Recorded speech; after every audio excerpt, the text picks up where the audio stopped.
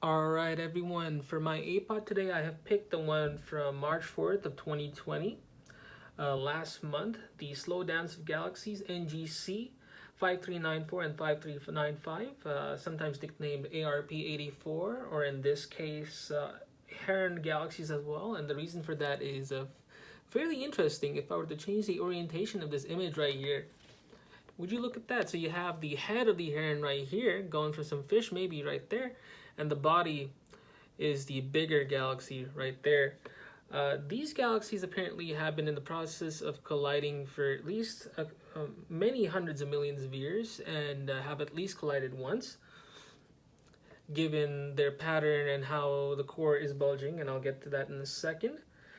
Um, one by one, NGC 5395 is the bigger galaxy. It was actually discovered by a very famous astronomer by the name of William Herschel back in 1787 with his own 20-foot telescope. This galaxy is about 140,000 light years in diameter. The smaller one, NGC 5394, is about 90,000 light years in diameter. And both these galaxies are about 160 million light years away from us. And they're redshifted, which of course means they're moving away from us. A single turn of these galaxies takes about several hundred million years is what it's anticipated. It was discovered by the Gemini North 8-meter telescope in Hawaii. Now, the emission spectrum is showing, if you look carefully, what happens when two galaxies collide. You see a lot of star formation because it excites gas, because stars themselves don't collide because there's a lot of space between stars in space, in the universe, or even in galaxies, so they typically will dodge each other. However, the gas will get compressed, and that excited gas will become a nursery for stars. So you see that red right there, that's hydrogen, and that hydrogen is creating new stars. And the blue, if you look very carefully, is where those new stars are. So all across that outer edge, you're seeing new stars. Anywhere you see blue, likely new stars. And that red from the hydrogen is where those new stars are being born, those dust particles interacting with those hot sources of new light, those new stars. All right, so moving on, a very interesting fact. Apparently, NGC 5395 had a supernova, I believe right about here, back 20 years ago. And this was discovered by the Koldrusky Observatory, and its magnitude was about 17, which would mean about 17 times the brightness of the sun, if I'm not mistaken, or maybe just a visible star.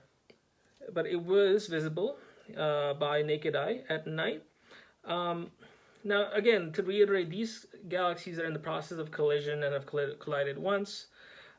New stars are blue, the red is the excited hydrogen, and this is very similar to what's going on with the Milky Way and the Andromeda galaxy. You know, they're also in the process of colliding. In this case, it's going to take at least a couple billion years, and that's why it's very interesting to see these galaxies that work like this, because it's not. It happens every once in a while, but it's not as rare as we think. For example, if I show you this image a little bit closer, you see these three specks right here, 1, 2, and 3. Now, these are stars in the foreground, but everything else, every single one of these specks in the background, more galaxies. And based on my own observation, it looks like some of these are having their own dances, having their own little collisions going on.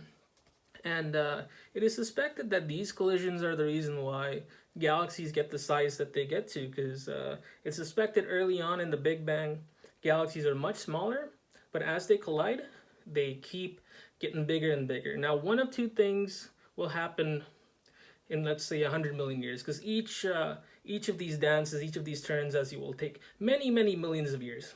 So one of two things will happen. They will either coalesce and become one big galaxy with one big nuclear core, or they will just go their separate ways, never to meet again. And I find that to be very fascinating. It's just the most wonderful thing to see such massive objects, so many hundreds of thousands of light years across, still finding a way to reach out to each other and unite due to their epic gravities or what have you. I don't know if dark matter has a role in this as well, but I'm sure it does, because gravity is something that it also contributes to. So that is my APOD for the day. The Heron Galaxy. Uh, I have to say I'm very lucky to get something as pretty as this. But I hope you guys enjoyed. Thank you so much. Bye bye.